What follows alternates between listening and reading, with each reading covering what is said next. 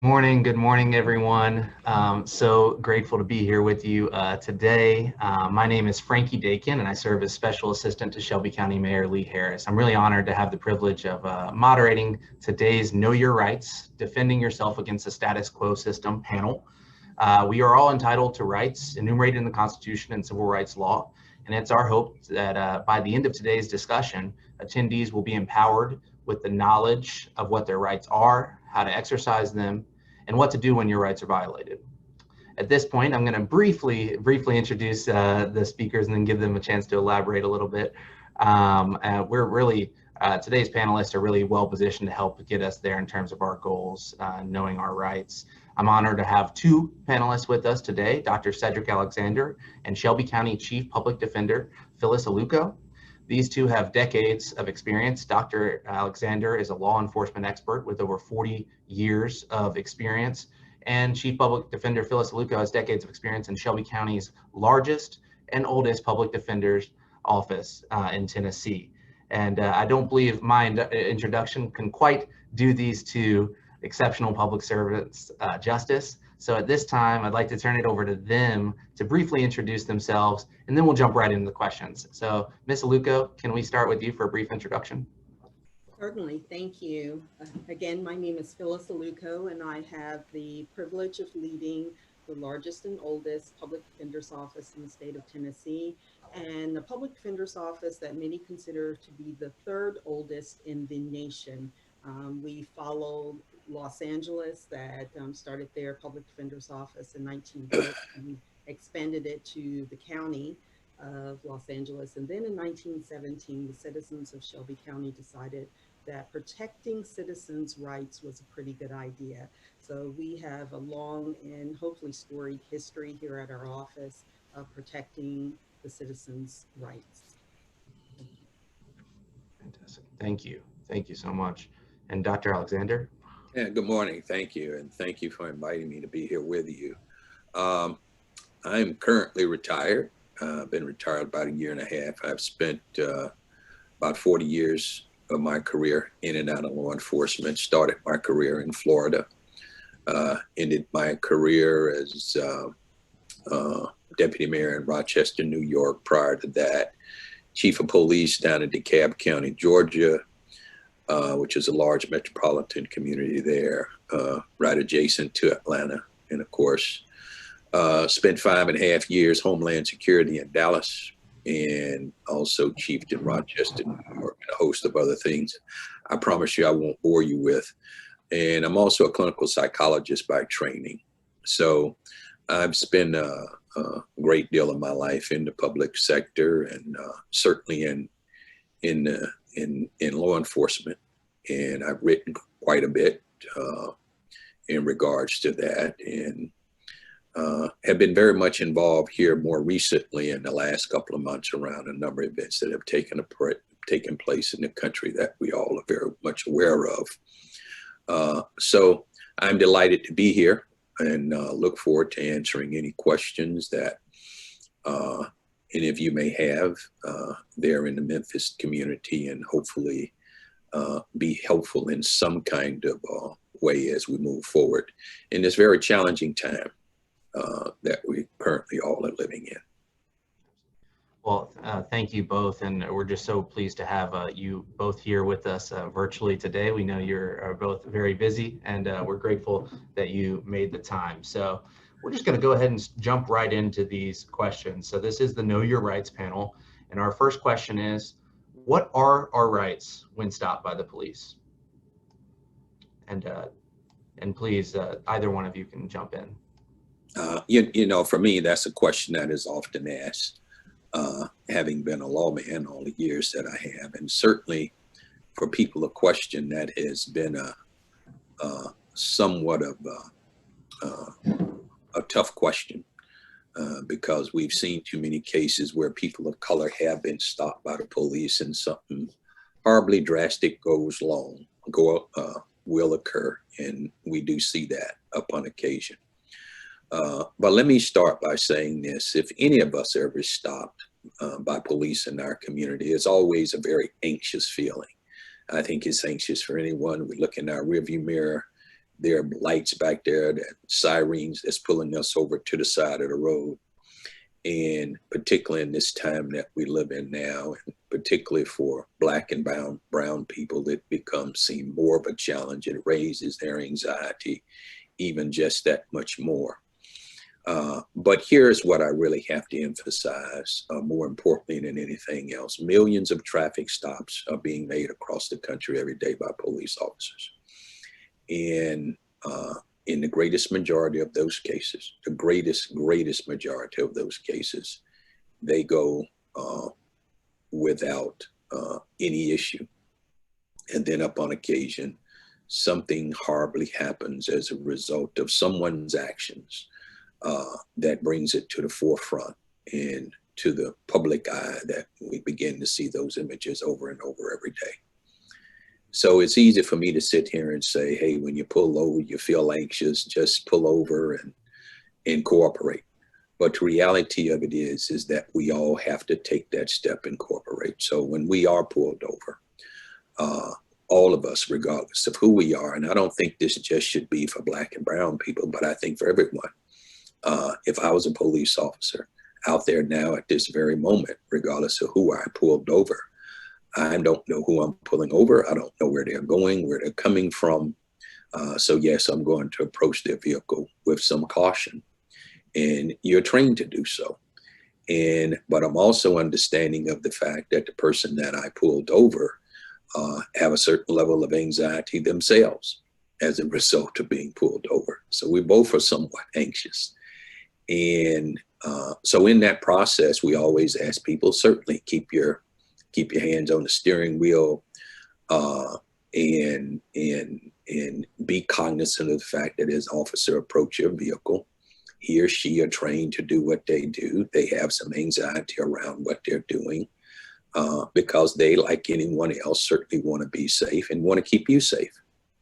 So it becomes important that if they ask you for your license and registration or insurance or whatever the case may have to be in your state, in that we comply and we give them that information. There's certainly nothing wrong with you asking, well, officer, why did you pull me over?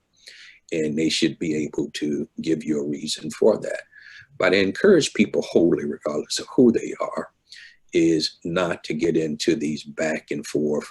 Why did you stop me? No, I'm not rolling down my window, and those types of things. That doesn't do anything to help get us to some resolve around whatever the issue may happen to be. And if you have an issue with an officer out there on the street, I would just readily and continue to encourage people, take their name, take their badge number, and report that later. But don't try to resolve that out on the street in your city. It's not the place to do it.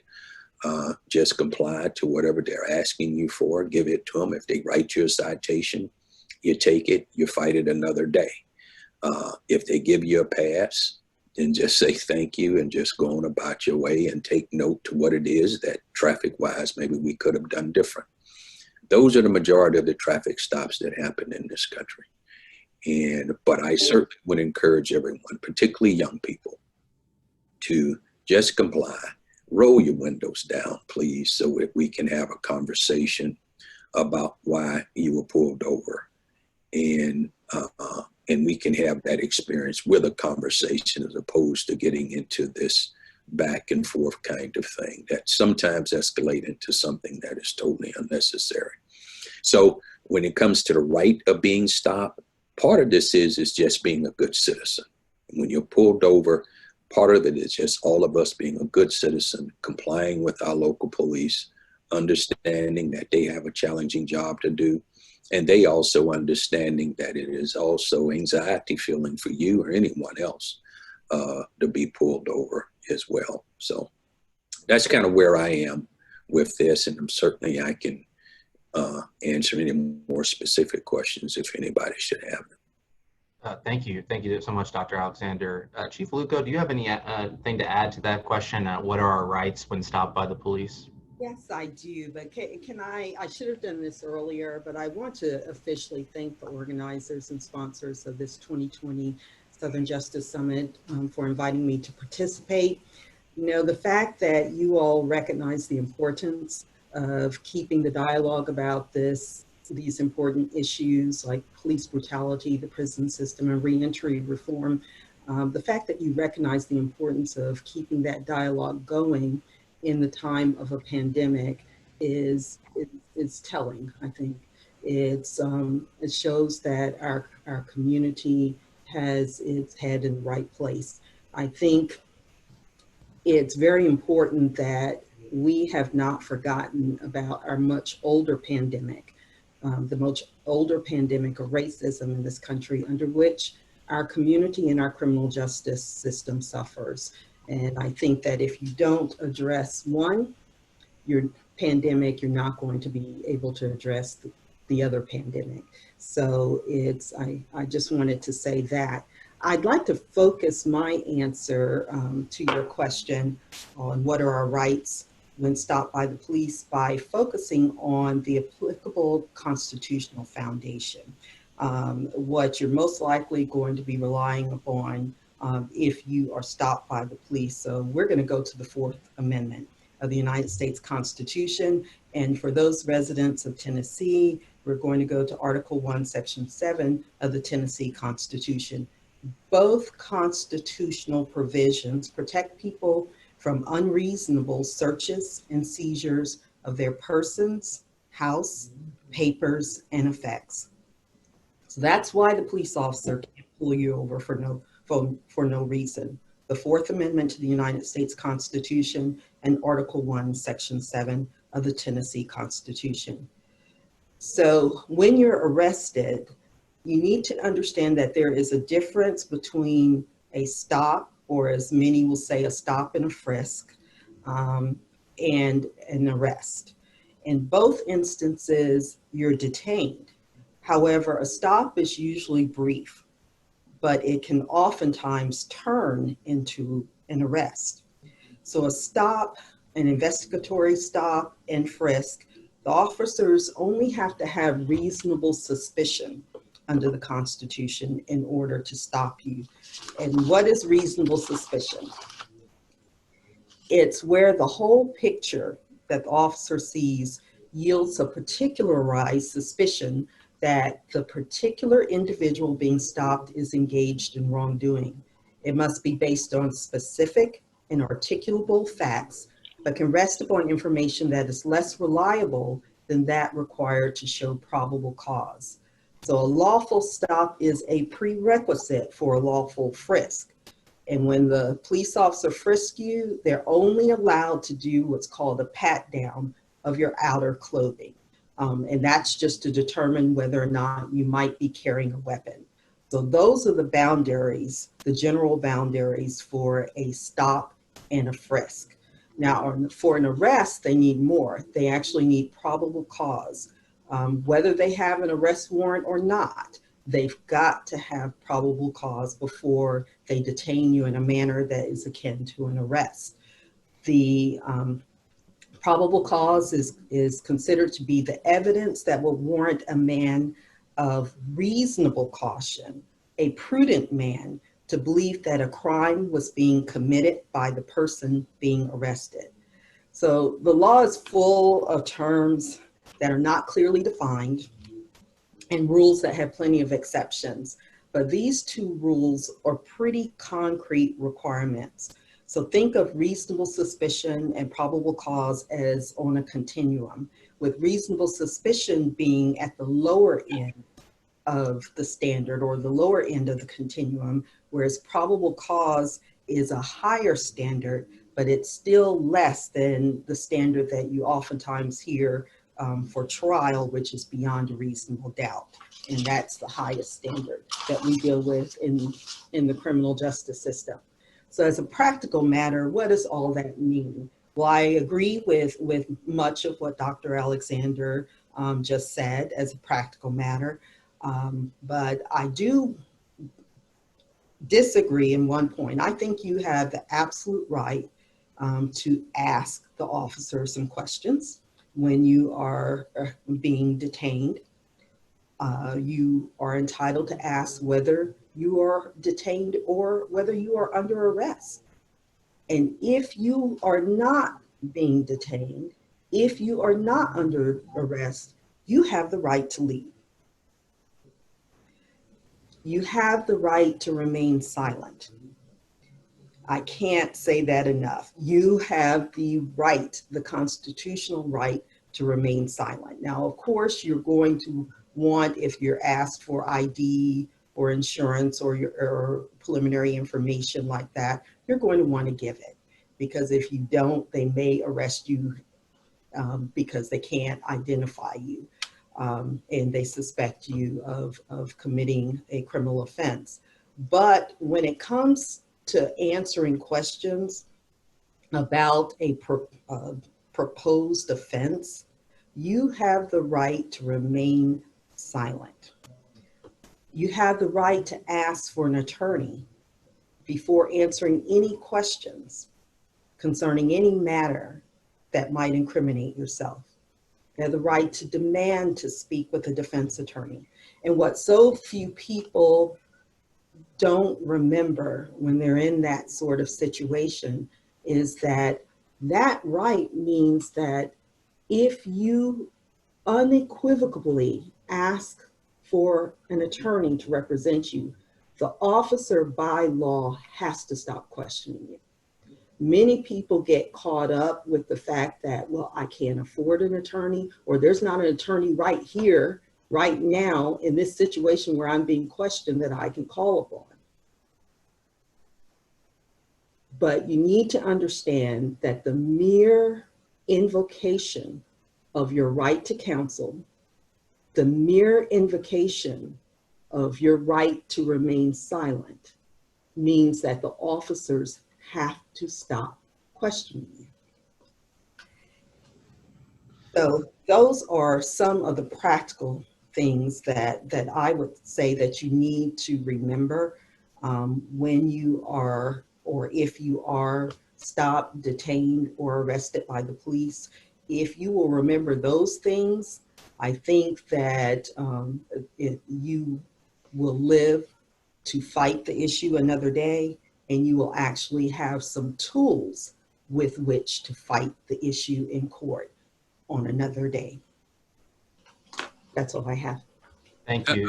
Thank you let me respond to some of just what's been stated, because maybe we're talking two different things. When you posed the question to me, I responded to the question under the notion we were talking about a traffic stop, right? Something as simple as a traffic stop. I think what had just been pointed out by the public defender is very valuable information, both in a traffic stop and if you get stopped on the street. You're just walking down the street and officers come and they pull you over because you're just walking down the street. What is the reasonable suspicion for that, and what is the probable cause for the arrest, so forth and so on. And the officers have to be able to articulate that in their report for what was the reason for the reasonable suspicion, let's say, right, if it goes into an arrest. But I think the point is here, and what I would like maybe your listeners to be able to grasp, is that there always are going to be a variety of different circumstances under which things may occur. Things for me, and I see it a little different as a former chief, is that if we're asking officers to go out and do a job, hopefully they're going out and doing it constitutionally. And that's where I have to start from, and not making an assumption that they're doing it wrong just because they show up as police officers. But the hope is they go out and do it constitutionally. Do we have some that do it another way? Yes, absolutely, we do. No one is going to argue that point. And that's why that's why we're in the kind of this place we are in this country right now, between police and community. But I think that any time that we're stopped, at the end of the day, as has been already articulated, certainly you have the right to ask questions. But I think we all have a right, both police officers, both police officers and persons who may have been stopped, whether it's me, you, or anyone else. We should always keep in mind, how do we respond to this stop? How do we cooperate? Yes, we can ask questions, but we also can cooperate with the authority as well too. We don't want officers to escalate a situation unnecessarily, and we know that that happens. We've seen too much video footage of that. But we also have seen video footage where citizens themselves may escalate a situation into something that was very simplistic, and it end up in a wrestling match, if you will. So I think at the end of the day for this is that how do police and community, because neither one of them can do this by themselves. If you're going to have public safety, and if you're going to ask men and women to go out and do a job, then yeah, they have to do it constitutionally. But we as citizens also have a responsibility not to assume that every stop is going to be based on some bias or some racist notion. And that may not be the case. In your city there in Memphis, you have a large African-American population in your city, and you have a very large population of police officers who are of color, primarily African-American. So anybody's rights can be constitutionally not taken in consideration by anyone. But I think it's important for me to convey in this is not to get into this who's right and who's wrong. But it's really more for me, if you are stopped, let's just make sure. I'm hoping that police departments across this country, as they're going through this whole reform mechanism, if you will, is that they begin to train different, they begin to held accountable more, but at the same time, the community also has a responsibility that we too, as citizens, need to be able to comply. Yes, we can ask questions, but we also have a responsibility, and we're part of the relationship when we get stopped out there. So I think it's important to convey that, because this is not a push and pull conversation for me, and it won't be, but what it will be is to be able to convey to people as we navigate through this very challenging time now, as in the past, how do we do it in which some resolve can be made, because people do depend on public safety in their communities to help keep them safe. And we cannot assume that every interaction with police is going to be one that's going to be negative. I won't set that up for that kind of conversation. Thank you so much, both of you. And for the attendees, I see some really great conversation going on in the chat. I just want to remind you, if you have any questions, go ahead and put them in the Q&A function, and we'll get started on Q&A at around 10:30. So please place your questions in the Q&A. Dr. Alexander and Chief Aluko, it obviously is very important that folks know their rights and how to safely enforce their rights. My question to you, and we can start with you, Chief Aluko, is how can governments and grassroots organizations educate and teach individuals how to safely enforce their rights? You know, I think it obviously your question is about how can we better educate the public. And I think it's so important that we recognize that's a goal that is worth accomplishing, which means we have to put resources behind it. I think that ensuring that these topics are being discussed on a regular basis in the community where, you know, the people are. Let's go to the people instead of requiring them to come to us. I think that is extremely important. You know, a lot of times people learn best by doing. I think we should have workshops in the community that feature simulation models that put people in different situations and coach them through how to handle the situation. I think that that is a good way, especially to teach our young people. These are things that should be taught at a very early age. Frankly, I think that training our children, educating our children as to these kinds of issues early on, before the age of 13, is important. Our children should know their rights, and they should know the history of their rights. All of that is extremely important. You know, people forget the history, but the history is what adds context to the problems that we're facing now and helps us to find solutions that will actually work. I want to assume the best for all people, but we have a system that we know disproportionately arrests and detains African Americans.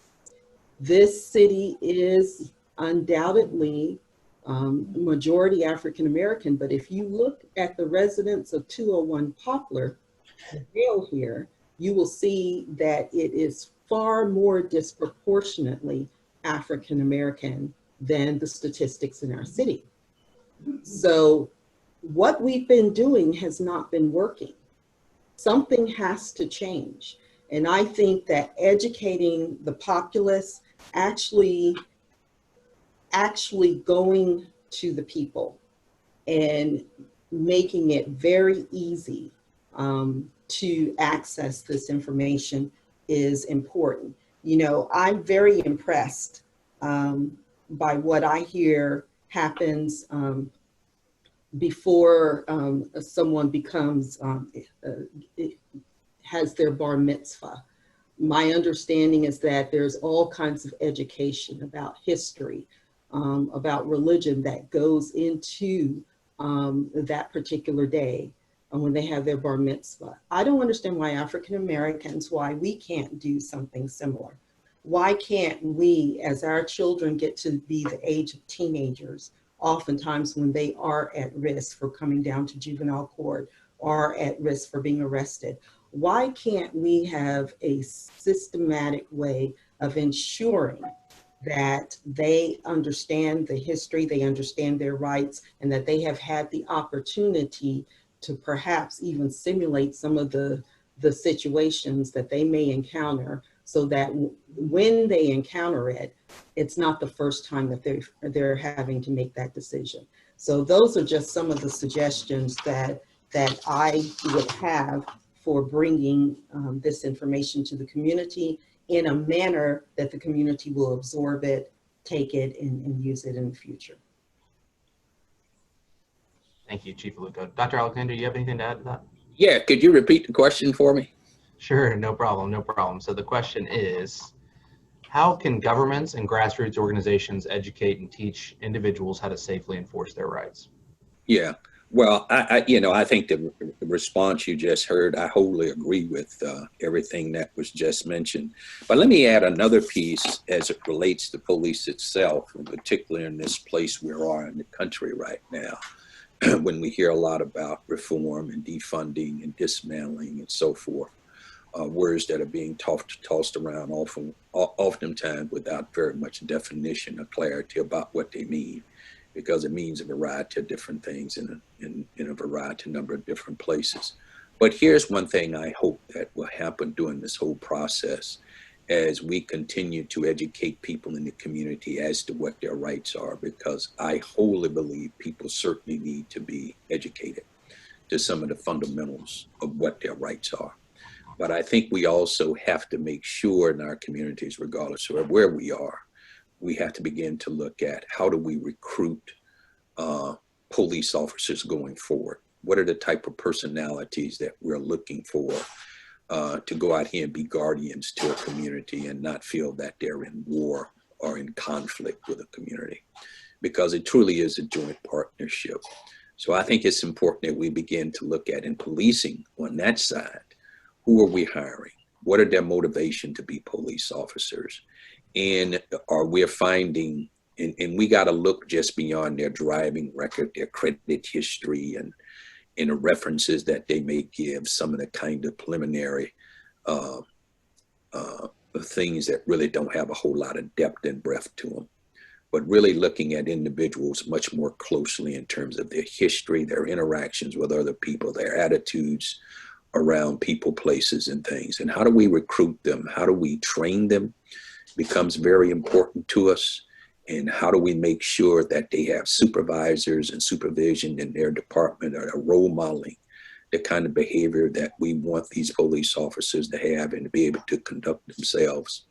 And everybody in that organization have to be held accountable, from the top of that organization right to the last person hired. And I think for me, as a former career lawman, I think that's one of the basic fundamental things that has to be done in policing, there has to be far more accountability. There has to be better training. There has to be real supervision. And we really got to take a look at who we're hiring. You couple that with the fact that we train our community more about what their rights are, but we also have to train our community as well, or teach our community as well, that policing in the future, as we know it has been in some times in the past, but has been more challenging in the past with the number of events that we've seen that really make it hard for policing today.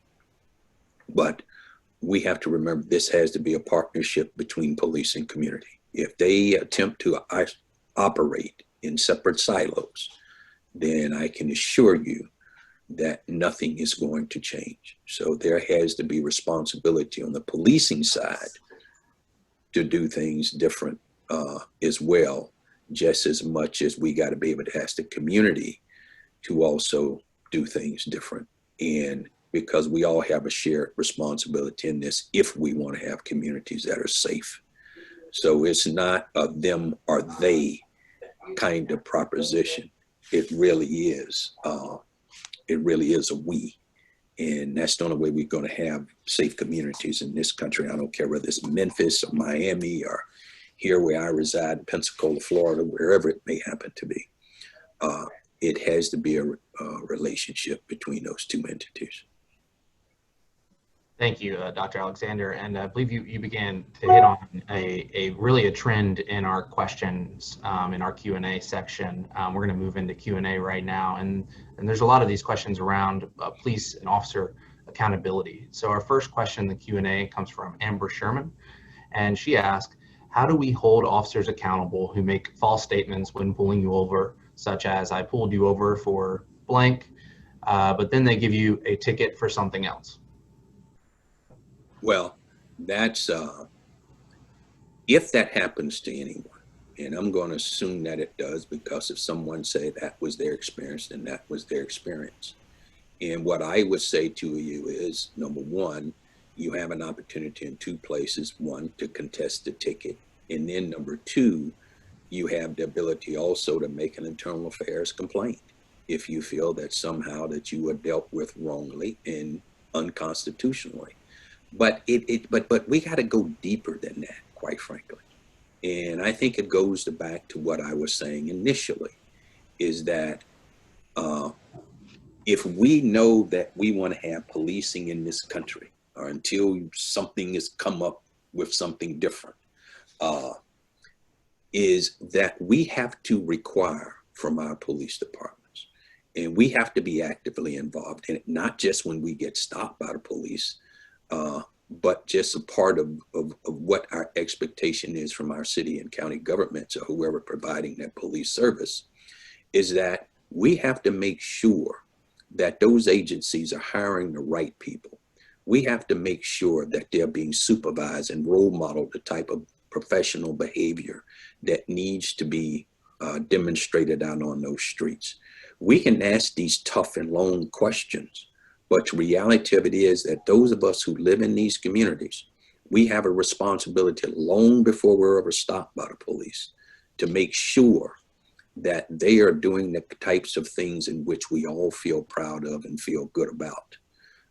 Because what is being lost in this community every day is a lack of trust and legitimacy on behalf of policing, who are suffering from a lack of trust by the community.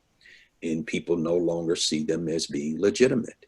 And when that happens, it makes for a tough relationship between those two entities. So I am always frustrated when I hear people who have felt that they have been wrongly pulled over, they've been talked to nasty or negatively, a ticket was thrown at them, they were stopped for one thing, but written a ticket for something else. You know, when we have those kinds of, when I hear about those kinds of things, it bothers me, because I know it is not by any stretch of the imagination. Is it proper? Is it right? And I hope people go beyond just complaining about it. It's great to complain to your friends about it, and take opportunity like this to complain about it. But the bigger issue, the bigger thing that we got to do is to be able to make it known to those police agencies, to supervisors, to elected officials in our communities, whether it's the mayor or whomever, that these types of behaviors are just not acceptable when they do occur. That's how you do something about it. And that's how we make the change, because I cannot articulate a change, and neither can your other guests articulate a change. That change really has to come by the people who had that experience, to be able to know their rights, or either be able to find out what their rights are and make a complaint and make it noted. Because if you don't complain or you don't make documentation of it, then it's like it never happened. So people have to take the time and initiative to do that. Thank you, Dr. Alexander. And Chief Luco, did you have something to add to that? I do echo what Dr. Alexander said, and I would just reframe it as record what's happening, report what's happening, and follow up. Insist on getting an answer. If you're not getting an answer through internal affairs, then report it to your Citizens Review Board, report it to the political entities that are in your jurisdiction. Make certain that your voice is heard. Thank you. Thank you. And we've got a few questions that are really straightforward around police accountability and our rights when stopped by the police. The first question comes from Latricia Adams, and she asked, what if an officer is immediately hostile and does not provide a rationale for why they have stopped an individual? Here's what you're asking whoever want to answer first? Yeah, sure. Yeah, here's what I would say if that happens, and I've certainly heard cases of that happen. I've seen cases that have come across my desk that have been investigated and I had to take action on. And what I would say, even if they lose their cool, don't you lose yours. And you maintain your place, you maintain your status, you comply, you take note of the incident, you make record of it, mental note, whatever the case, you get names, badge, numbers, and whatever, because no one deserves to be treated rudely or unkind. It should be professional in nature. But should that happen, when it happens, do not wait till this type of what we're doing right here at this moment to bring it up. And you've just heard myself and your other guests, both of us have just stated the same thing. Make that known to someone else. Make a record of it. Get a record of that. Because what it will show is that someone took the time to make the complaint. You may find a pattern of complaints against that officer who have done this in other situations, not just with you. So it becomes very important to report that. But don't you sit there or stand there and lose your cool over this situation. You remain calm, you remain respectful, and you get through that moment, and you fight that battle another way.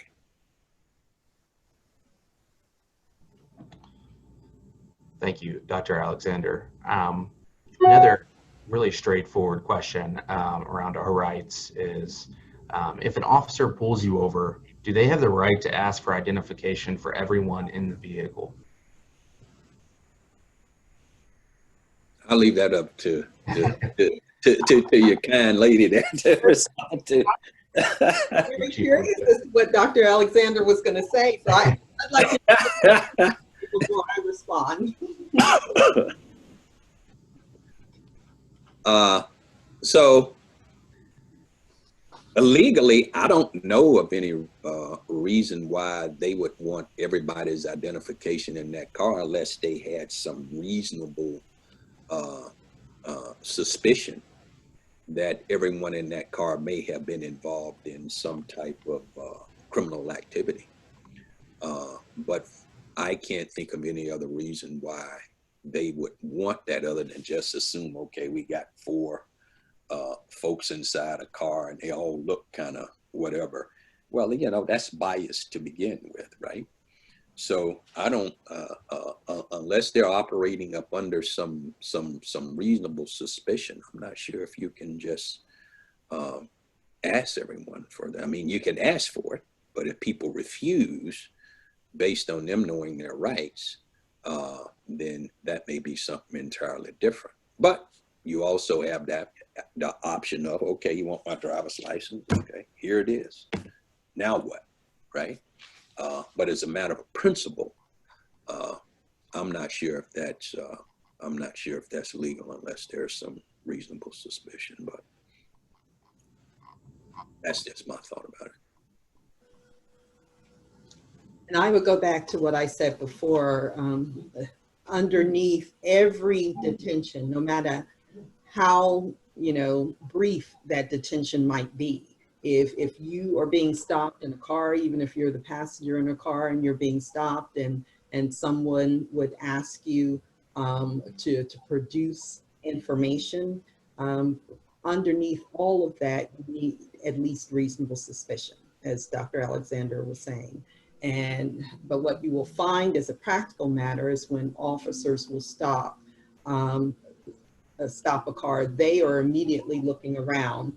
They'll say for safety to see if there are any weapons or anything, but they're also looking for whether or not they can find anything in the car or on you that's in plain sight that will allow them to turn that stop into an arrest based upon probable cause. So as a practical matter, you might find that if the car is stopped, if they can find anything at all that they can hang their hat on, you might end up, even if you're a passenger in a car, being asked for information.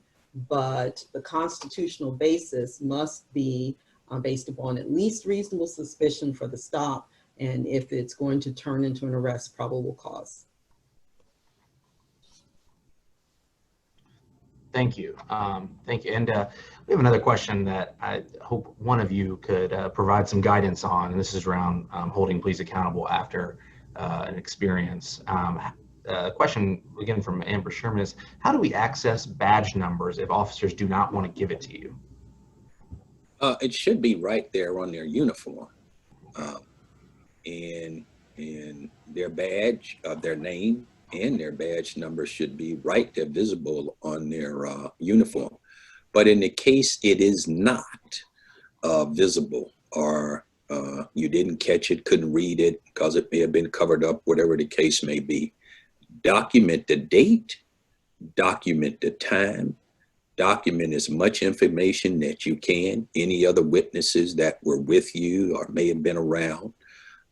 Just take in as much information as you can. The tag number on the police vehicle, whether it's a marked vehicle or undercover vehicle, there are ways to identify that, but make sure you get the date and the time down, because as a minimum, we can always go back and look at that date and time through record if that stop was called in appropriately to make a determination as to who that may have been. But in most cases, you're probably going to see a name and or badge number. And of course, ask, what's your name, officer? But if you have someone who is an officer who is just totally non-compliant, then you just make note of the date, time, where you are, in the witnesses that may have been around, tag numbers of the vehicle that officers may have been driving, but it just acquires so much information that you have. Because their badge number and their name, all that should be visible to you, the reason for the stop. And even in some cities, officers are now giving you a card when they stop you. Here's my card as to who this is that's making this stop. I got stopped downtown here in Pensacola a few months ago, and the officer, she pulled me over, told me I changed lanes incorrectly. And she gave me a warning, but she also gave me a card as to who she was. So in some communities, that may be the case. And no, I wasn't given any special privileges. She did not know me from anybody else. But just pay attention to where you are and who you're around. Thank you, Dr. Alexander. And we're going to have to bring this to a close. This conversation went by quickly, but before we close out, I've posted the schedule of the rest of the panels in the chat. Do you have any last minute closing remarks? If you could just keep them to 30 seconds or so. Chief Aluko, do you have any closing remarks?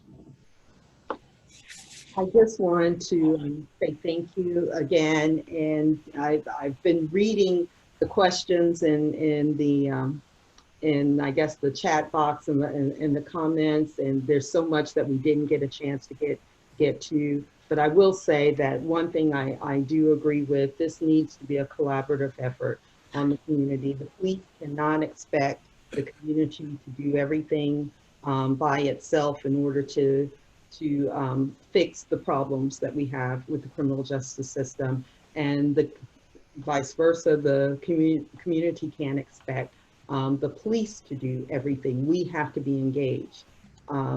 Things won't change for the better unless we force it. And so we have to remain engaged, we have to remain knowledgeable, and we have to not give up. And we have to expect better from our police department. We have to expect better from our community. Thank you. Thank you, Chief Aluko, for joining us. Real quickly, I'd like to say thank you for the opportunity to be here with you. And in conclusion, I agree with everything that Chief Aluko said, but I also want to applaud your community there in Memphis and to applaud the Public Defender's Office, because I think y'all are very fortunate to have someone like Chief Aluko as part of your community to help guide your community through this very challenging time. So thank you, Chief Aluko. Thank you too, sir. And thank you to the entire Memphis community to have an opportunity to be here with you. Thank you.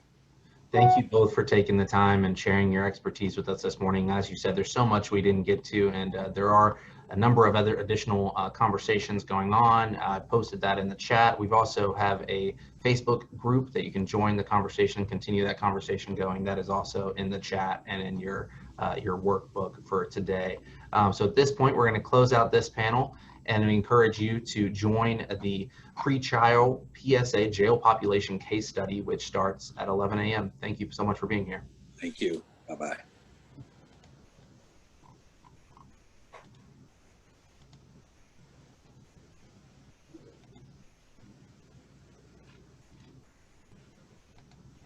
Times throughout the day to offer a quick reminder about how to navigate through today's virtual summit. A session just ended, which means another session has begun or will begin soon.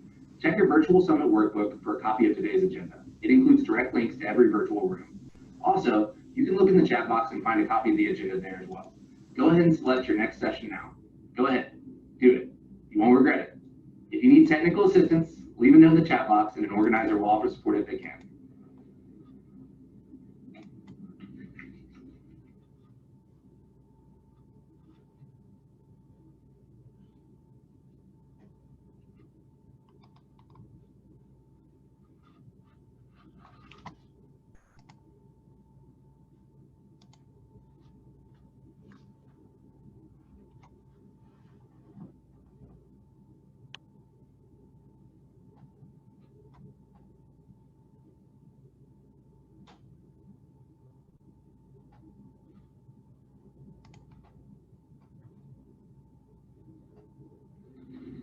Oh, hi there. I'm Frankie Dakin, one of today's moderators. You might see me a few times throughout the day to offer a quick reminder about how to navigate through today's virtual summit. A session just ended, which means another session has begun or will begin soon. Check your virtual summit workbook for a copy of today's agenda. It includes direct links to every virtual room. Also, you can look in the chat box and find a copy of the agenda there as well. Go ahead and select your next session now. Go ahead, do it. You won't regret it. If you need technical assistance, leave a note in the chat box and an organizer will offer support if they can.